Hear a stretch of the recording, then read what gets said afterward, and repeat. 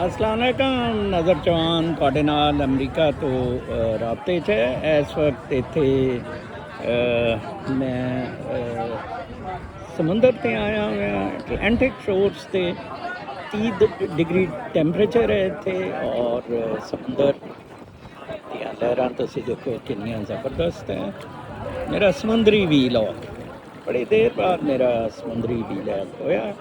ਤੁਸੀਂ ਸੂਰਜ ਮੇਰੇ ਅਕਬ 'ਤੇ ਦੇਖ ਰਹੇ ਹੋ ਗਰੂਬ ਹੁੰਦਾ ਕਿਆ ਜ਼ਬਰਦਸਤ। ਅੱਜ ਮੈਂ ਤੁਹਾਨੂੰ ਇਹ ਤੋਂ ਪਹਿਲਾਂ ਵੀਲੌਗ 'ਚ ਹਕੀਕਤ ਦੱਸੀ ਹੈ ਕਿ ਇਸਲਾਮੀ ਮੁਸਲਮਾਨਾਂ ਨੂੰ ਅਮਰੀਕਾ ਤੋਂ ਕੱਢ ਦੇਣ, ਇਹਦੇ 'ਚ ਕੋਈ ਸ਼ੱਕ ਨਹੀਂ ਹੈ। ਰੈੱਡ ਸਟੇਟਸ ਤੋਂ ਸਟਾਰਟ ਲੈਣਗੇ, ਬਾਕੀ ਵੀ ਦਬਕ ਕੇ ਦੌੜ ਜਾਣਗੇ, ਦੁਨੀਆ ਨੈਚੁਰਲ ਸੈਟਿੰਗਸ 'ਤੇ ਜਾਣਗੇ। ਆਪਣੇ ਆਪਣੇ ਖਿੱਤਿਆਂ ਦੇ ਨਾਲ ਤੁਸੀਂ ਜੁੜ ਜਾਓ ਜਨਾਬ ਸਾਹਿਬ, ਔਰ ਉਹਨਾਂ ਦੇ ਨਾਲ ਹੀ ਤੁਸੀਂ ਆਪਣੇ ਆਪਣੇ ਮੁਲਕ ਦੇ ਨਾਲ ਵਫਾਦਾਰ ਰਹੋ। ਤੁਸੀਂ ਦੇਖੋ ਕਿ ਕਿਸ ਤਰ੍ਹਾਂ ਇੱਥੇ ਲੋਕ, ਇਹ ਬਹੁਤ ਮਸ਼ਹੂਰ ਰੈਸਟੋਰੈਂਟ ਹੈ ਸਮੁੰਦਰ 'ਤੇ, ਔਰ ਗਰਮੀਆਂ 'ਚ ਬਿਲਕੁਲ ਖਚਾ ਖਚ ਭਰਿਆ ਹੋਇਆ ਹੁੰਦਾ ਹਾਂਜੀ।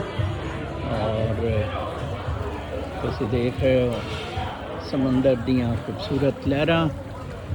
ਚੀਨ ਸਰਬਰਾਹ ਬਣ ਗਿਆ, ਨਵੀਂ ਪਾਵਰ ਬਣ ਗਿਆ, ਹਰ ਕੋਈ ਹੁਣ ਉੱਥੇ ਇਸਲਾਮੀ ਪੇਸ਼ ਕਰ ਰਿਹਾ।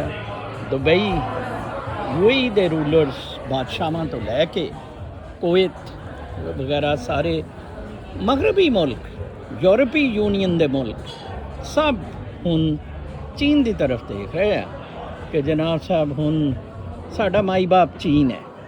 ਔਰ ਮਨੀਰ ਮਿਸਤਰੀ ਹਰਾਮਜ਼ਾਦੇ ਨੇ ਚੀਨ ਦੇ ਨਾਲ ਬਣਾ ਕੇ ਨਹੀਂ ਰੱਖੀ, ਠੀਕ ਹੈ ਜੀ। ਇਮਰਾਨ ਖਾਨ ਹੁੰਦਾ ਤਾਂ ਸ਼ਾਇਦ ਉਹ ਚੀਨ ਨਾਲ ਬਣਾ ਲੈਂਦਾ, ਔਰ ਅਮਰੀਕਾ ਨਾਲ ਬਣਾਈ, ਔਰ ਬੜਾ ਖੁਸ਼ੀ ਮਹਿਸੂਸ ਕਰ ਰਿਹਾ।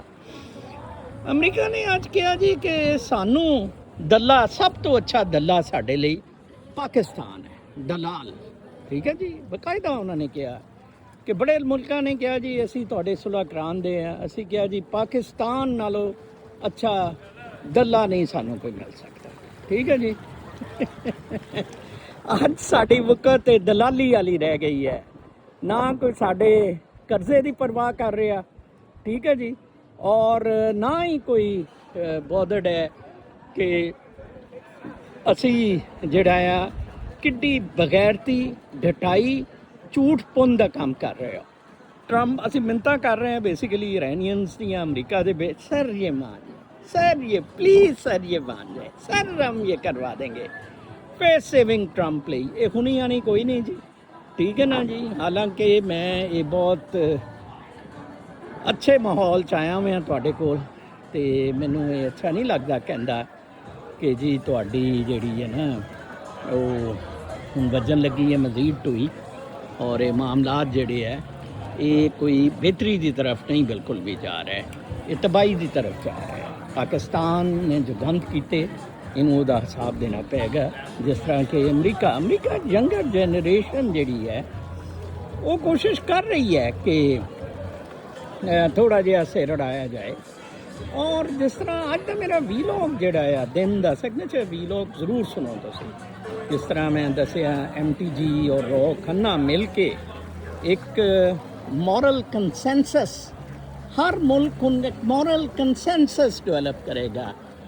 Thank you very much. ਬੜੇ ਲੋਕਾਂ ਨੇ ਮੈਨੂੰ ਕਿਹਾ ਕਿ ਸਰ ਤੁਸੀਂ ਉਹ ਬਹੁਤ ਜ਼ਬਰਦਸਤ ਕਿਹਾ ਕਿ ਜਨਾਬ ਸਾਹਿਬ ਉਹ ਜਿਹੜਾ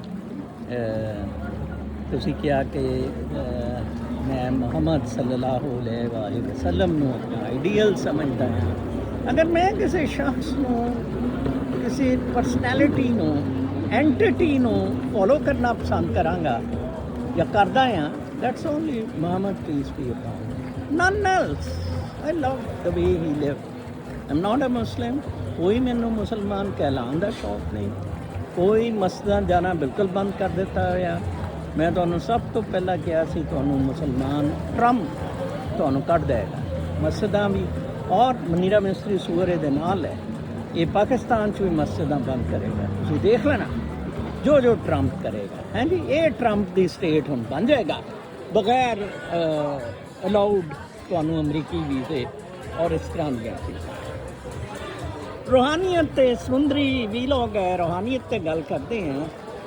अपने कोशिश करो अपने अंदर खुदा ਨੂੰ ਤਲਾਸ਼ ਕਰਨ ਦੀ, ਰੱਬ ਨੂੰ ਤਲਾਸ਼ ਕਰਨ ਦੀ, ਕ੍ਰੀਏਟਰ ਨੂੰ ਤਲਾਸ਼ ਕਰਨ ਦੀ। ਉਹ ਹੀ ਸਭ ਕੁਝ ਹੈ, ਉਹ ਹੀ ਤੁਹਾਡਾ ਉੜਨਾ ਬਚੋਣਾ ਹੋਣਾ ਚਾਹੀਦਾ ਹੈ। ਉਹਦੇ ਬਗੈਰ ਤੁਹਾਡਾ ਜਿਹੜਾ ਹੈ ਨਾ ਕੋਈ ਜੀਣਾ ਨਹੀਂ, ਤੁਹਾਡਾ ਕੋਈ ਐਕਸ਼ਨ ਨਹੀਂ। ਇਹ ਮਾਸ ਹੈ, ਬੋਟੀ ਹੈ, ਇਹਨੂੰ ਫਿਰ ਚਾਹੇ ਤੁਸੀਂ ਜਲਾ ਦਿਓ, ਚਾਹੇ ਦਫਨਾ ਦਿਓ, ਚਾਹੇ ਇਹਦੀ ਖਾਦ ਬਣਾ ਲਓ, ਚਾਹੇ ਇਹਨੂੰ ਵਲਚਰਸ ਪਾਰਸੀ ਜਿੰਦਾ ਉੱਤੇ ਛੱਤ 'ਤੇ ਸਿੱਟ ਦਿੰਦੇ ਆ। It's a valueless body. ਔਰ ਆਈਡੈਂਟੀਟੀ ਵੀ ਮੈਂ ਕਹਿੰਦਾ ਆ ਗੋਡਲੀ ਹੈ। ਅਸੀਂ ਆਈਡੈਂਟੀਟੀਜ਼ ਦਿੱਤੀਆਂ ਹੋਈਆਂ। ਔਰ ਜਿੰਦਾ ਮੈਂ ਕਹਿੰਦਾ ਹੁੰਦਾ ਆਉਣੇ ਵਾਲੀ ਦੁਨੀਆ ਟਰਾਈਬਲ ਸੈਟਿੰਗਸ ਜਾ ਰਹੀ ਹੈ। ਸਰਟਨਲੀ ਉਹ ਟਰਾਈਬਲ ਸੈਟਿੰਗਸ ਤੋਂ ਮੇਰਾ ਬਿਲਕੁਲ ਇਹੀ ਮਤਲਬ ਹੁੰਦਾ ਆ ਕਿ ਜਿੱਥੇ ਜਿੱਥੇ ਕਬਾਇਲਸ, ਐਥਨਿਕ, ਰਿਲੀਜੀਅਸ ਜਿਸ ਹਿਸਾਬ ਨਾਲ ਵੀ ਉਹ ਬੈਠੇ ਹੈ ਉਹ ਬੈਠੇ ਰਹਿਣਗੇ। ਅਮਰੀਕਾ ਹੁਣ ਤੁਸੀਂ ਦੇਖੋ ਪਹਿਲਵੀ ਜਿਹਨੂੰ ਕਹਿੰਦੇ ਫਿਰ ਰਹੇ ਸੀ ਹਰਾਮਜ਼ਾਦੇ ਨੂੰ ਕਿ ਲਿਆਵਾਂਗੇ। ਪਹਿਲਵੀ ਕਹਿੰਦਾ ਮੈਂ ਵੀ ਈਰਾਨ 'ਤੇ ਹਮਲਿਆਂ ਦੇ ਮੁਖਾਲਿਫ ਹੈ। ਉਹ ਆਵਾਮ ਸਾਰੇ ਪਹਿਲਵੀ ਦੇ ਖਿਲਾਫ ਹੋ ਗਏ ਨਾ, ਢੂਏ ਜਿਹੇ ਦੇ ਕੇ ਇਹਨੇ ਜੰਗ ਕਰਾਈ, ਹਮਲਾ ਕਰਾਇਆ।